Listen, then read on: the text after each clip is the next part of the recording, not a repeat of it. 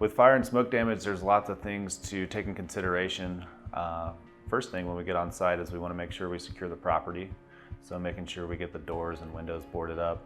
Once we do that, we want to look at 3 different items. We want to look at what's going to take to mitigate, dry, and clean the property, and then what it's going to take to reconstruct the property.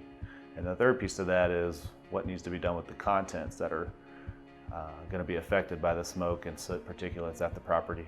And you want to make sure when you're in a property that's been burnt that you have proper protective equipment, PPE, suits, respirators, gloves. These contaminants can be absorbed through the skin, through the lungs, through the eyes, so you want to make sure you're fully contained with your protection equipment. How long does it take to complete a fire and smoke restoration? Well, that's a tricky question, and it really does depend on the complexity and the size of the project.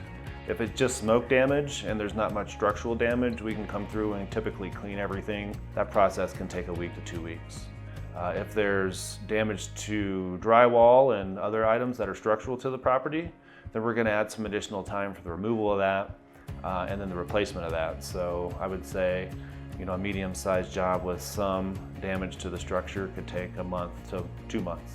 And then finally, on the commercial side, if we have a large loss at a commercial property, those can take 6 to 9 months. So you've had a fire, you've tried to clean it, and there's some remaining or residual smoke odors.